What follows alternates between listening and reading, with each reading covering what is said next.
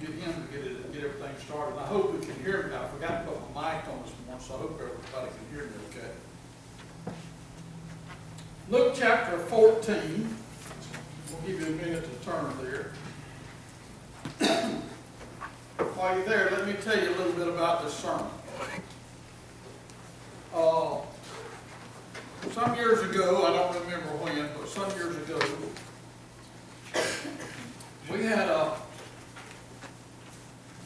trip that we went on. It was a ministry trip, an opportunity, invitation to preach in North Georgia. And during this time, the Lord put something in my mind. And it's one of those sermons, this is one of those sermons. I talked to y'all about it Wednesday night, and I decided to go ahead and preach it this morning. But during this time, the Lord just deposited a sermon in my spirit. It was almost as if you that are anywhat familiar with the computer systems, it's like He just downloaded a sermon into my spirit. And it all happened within a matter of moments. And I knew it was Him. I knew specifically it was Him. I have preached this sermon a few times. The first time actually in Faye's son's church. He got a great reaction there. But this is a message, Luke chapter 14, verse 28. For which of you, intending to build a tower, does not sit down first and count the cost, whether he be enough, or he has enough to finish it? How many times have we looked at something? I get quite amazed at women. I saw on Facebook this week, in fact, an older friend of mine, somebody took a picture of him at a mall in the Atlanta area, just sitting in a chair with a couple of items around him, including a purse. And I knew this guy, so I knew it wasn't his purse. I figured it was his wife's purse, and he went on to say that it was, in fact, his wife's purse. But how many of you, especially you ladies, well, men as well, because we men have things that we want as well. But how many times have you looked at something and thought, man, I'd like to have that? But then again, you say what? Can't afford I can't afford it. I can't afford it. Well, that's the title of this message this morning. I can't afford it. Now, the New Living Translation of that same verse says, but don't begin until you count the cost. For who would begin construction on a building without first getting estimates and then checking to see if it is enough money to pay the bills? I can't afford it. I want it. I'd like to have it, but I can't afford it. Now, most of us don't build towers, but we build lives, we build families, we build careers, we build reputations, and even ministries. As I told you, a few years ago, we were on a trip to North Georgia to preach at a church. We were driving up I-75. Some of you are going to get to know Arlene a little bit better today. Arlene saw this nice automobile. It was actually a Lincoln SUV. I don't remember the total name of the car, but it was a Lincoln SUV. Very nice car. And Arlene just pointed that car, and she said, that's going to be my next car. And I'm sitting there driving and thinking, with my mouth shut. And I thought, that's nice, but I got a problem. I can't afford it. A little later, she saw a very similar car, but it was a Cadillac. Looked very similar. She said, no, that's going to be my next car. And And again, I'm thinking with my mouth shut, that's nice, but I can't afford it. As we're coming home, and got actually not far from our home, she saw this beautiful house that had a porch wrapped around it. And the lawn was almost perfect. And she said, that's going to be my next house. Now, I don't know where she came up with all this, that's going to be my next, because this was unusual, well, it's new for her, I should say. And again, I looked at that house and I thought, well, that's nice, but I can't afford it. We all have things that we want and we desire, but we don't buy because we can't afford it. Now, of course, women, I thought this morning as I was getting dressed, I was thinking over this sermon and just rolling things over my mind. And I was thinking about how it is at our household. I don't know how many times I have seen her look in the closet and say, what am I going to wear? What am I? Any of you ladies ever done that? What am I going to wear? And I'm thinking about, as that comes to my mind, I'm thinking about Adam and Eve. And I'm thinking about some what ifs. What if Adam and Eve had not partaken of that forbidden fruit? You would all be sitting in church this morning naked. And it wouldn't be anything bad because everybody in the world would still be naked, I suppose. Ladies, you would not have had childbirth through pain. You would not have some of the problems that women have to go through. But you do, and you have, because of disobedience. Disobedience is one of the worst sins that we encounter. Just simply not being obedient to God. I wonder what it would be like if each of us, I haven't counted how many here this morning, but I wonder what it would be like if each of us, just this whole week, just this week, would be totally and completely, when I say us, I'm pointing all fingers at me, okay? I'm not judging anybody, I'm not picking on anybody, I'm talking mostly about Larry.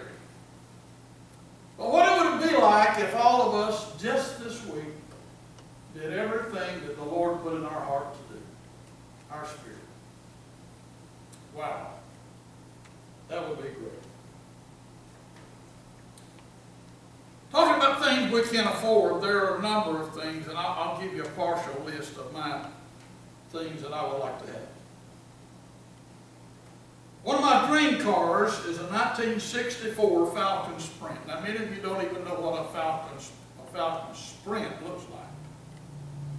Well, I want a Falcon Sprint, candy apple red, because that's the kind of car I had when I was 18 years old. In fact, I had that car when we married. The main reason I sold that car, it had a 4-speed shift. And just about every time Arlene went somewhere in that Falcon, she would hang the gears up. And it was either get rid of that Falcon or get rid of her. No. And I love my Falcon, but I love her more. So I got rid of the Falcon and got another car. I also want a 57 Chevrolet, a 55 Chevrolet, a 56 Ford Crown Victoria, a 68 Dodge Charger with a Hemi, a 68 Chevelle SS with a 396 engine, and a 65 GTO.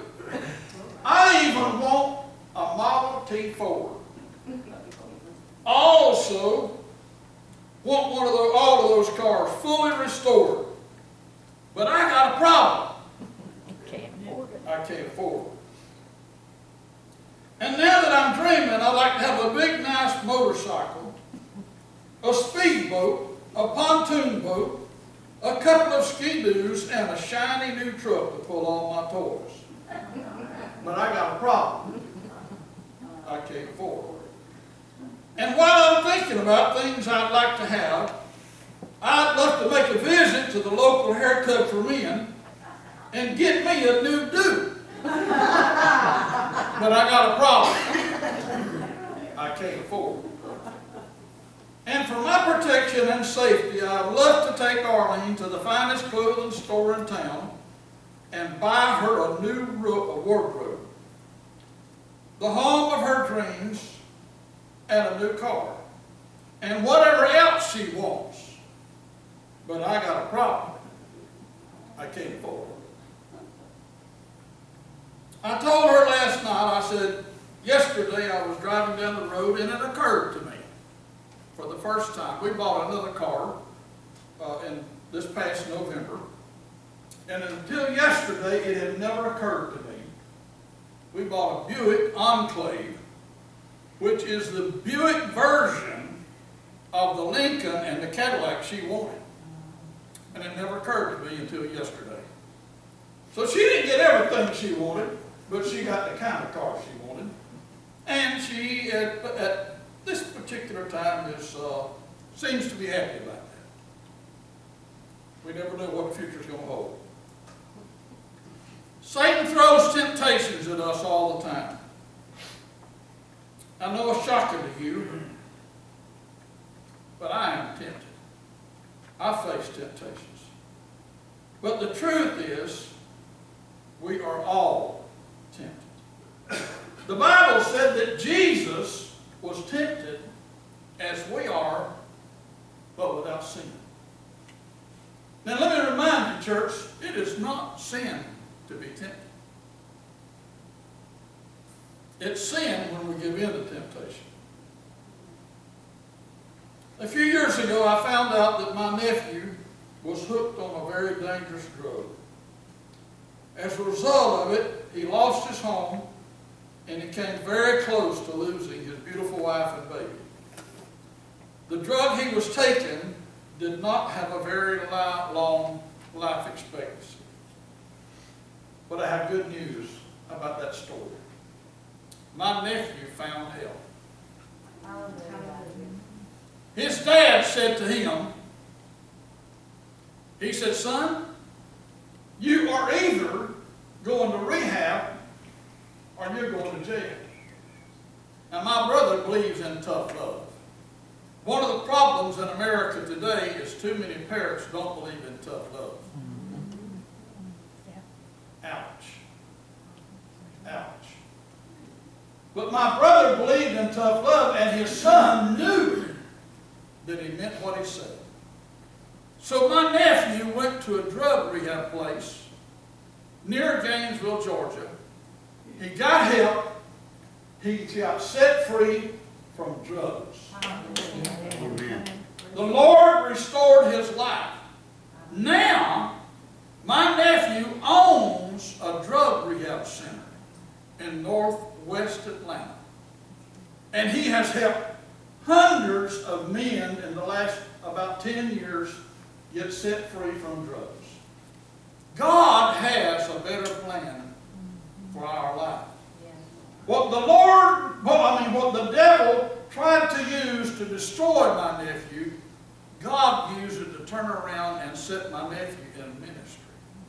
Not only is he running a drug rehab center, he's now also preaching the gospel. Ain't God good? Yes. We have another nephew that's also been hooked on drugs for a number of years now. I saw a picture of him recently on Facebook, and one of our boys saw it about the same time. And their response was, yeah, he's primed for prison. In fact, he's in jail today because he chose to use drugs. And his life is being destroyed. Not only is the young man's life being destroyed, but unfortunately his mind is being destroyed as well. Now let me ask you, what kind of drug is worth that? Huh? What kind of sin is worth that to destroy your life, your career, everything? I saw a program last night about a prison in California. It was outside of all the city areas. It was all alone by itself. And they showed these guys in prison. That these guys were hardcore. I mean, some of the hardest core prisoners I have ever seen. And they said hardly a day goes by that a fight don't break out. And they talked about how dangerous that prison was. I wonder if these men can afford that kind of lifestyle. I hardly doubt it. God have mercy. I've had several minister friends over the last 40 years. I used to know a lot more ministers than I do today. I was in kind of a fellowship, and I'm no longer in that fellowship, so I don't know as many as I used to, but I used to know a lot of ministers. Used to go to camp meetings every year. We had special meetings, so I had a lot of buddies in the ministry. A lot of good friends. A lot of them are still friends today. In fact, the guy that I told you about, I saw the picture in the mall yesterday, is a good friend and a mentor of mine. But I have seen some of my friends, a few of them, not a lot. Thank God most of them have been true blue. But some of my friends have chosen to do things that would destroy their ministry with a few moments of pleasure to destroy their ministry. My, what a price that would cost something. I had one friend who pastored a mega church, actually. Had several thousand people in his church. I knew him when he had just a few people in his church. But he had several thousand people in his church. And he got caught with another woman. And how unfortunate that was. That man had to resign that church. And as a result of it, about half of that congregation left. I'm talking about over 2,000 people that left. It was destroyed. Before all this happened, his wife, who was a precious woman herself, stayed with him, by the way. But before that, when he would leave the house, she would probably never wonder where he went, where he was going, or who he was going to be with. But after that, I wonder what she thought whenever he walked out the door. I wonder if she thought, I wonder who he's going to see today. Look at the cost that we have to pay for the sin that we get involved with. Friends, I'm here to tell you today, we cannot afford it. I challenge you to look at things differently. I challenge you to look at things and say, look, and picture in your mind, what is this going to cost me? The devil offers us all kind of sin, all kind of temptation he throws at us. And when we give in, it costs us a tremendous amount. And I'm not talking about just money. I'm talking about it in our families, our careers, our experience with the Lord. Look what it costs. Look what it costs. Ask yourself the question, can I afford this? Can I really afford this? I've come to the point where I tell the devil, when the devil offers me a bunch of stuff and he tempts me to a bunch of stuff, I try to think and I try to say to the devil, devil, I'm sure that would be fun. I'm sure I'd enjoy that. But devil, oh devil, by the way, devil, I cannot afford that. No, thank you, devil. I don't know how many times I've said to the devil, no, thank you. No, thank you, I'm not interested. It would cost me too much. Too much. So many people have bought homes that they couldn't afford. Cars that they couldn't afford. As a younger minister, a lot of my peers were buying nice Buick and Oldsmobile automobile, brand new. I'm talking about brand new. You know, at that particular time in our ministry, we were doing okay. We were successful. And I thought, well, you know, if they can do it, I can too. I was pastoring at the time in Hartwell, Georgia, so I go to Everton, Georgia. I heard about this guy that owned a car dealership in Everton, Georgia, and his brother was a leader in the church organization that I was a part of. He was not a minister, but he was, well, I'll take that back, his brother was a minister. The car dealer wasn't, but he loved preachers. So I go up there with the intention intention of buying me a brand new Oldsmobile, a smaller, cheaper car. And I get there, and Mr. T, that was a man's name that owned the dealership, Mr. T comes out, because I asked for him, so he comes out, he's a really, really, really nice guy. He said, "Preacher," he said, "just show me what car on this lot you want. Just pick out the car you want." So Arlene and I spotted this nice, upgraded Oldsmobile, 98 Regis, a 1985. So I spotted this 98 Regis. I said, "Well, Mr. T," I said, "I really want that car, but we came here for a smaller car, a cheaper car." He said, "Preacher, if you want that car, it's yours." I said, "But Mr. T," I said, "you know, I don't know that I make enough money to be able to finance that car." He said, "Preacher, let me tell you something. If you want that car, I told you it's yours. I will personally go to the bank and sign the loan if I have to. I will help you get that car." Well, I was impressed. I mean, he got my attention. I thought, God, this has got to be from you. I mean, how many times have you thought this has got to be from God? I think I missed God on this one. So he run my credit and he called me back a little while later. He said, "Preacher, I got good news for you." I said, "What's that?" He said, "General Motors said they would finance that car for you." I said, "I'll be right there." We got that car, and I'm going to tell you what, we enjoyed that car for a long time, but we never enjoyed the payments.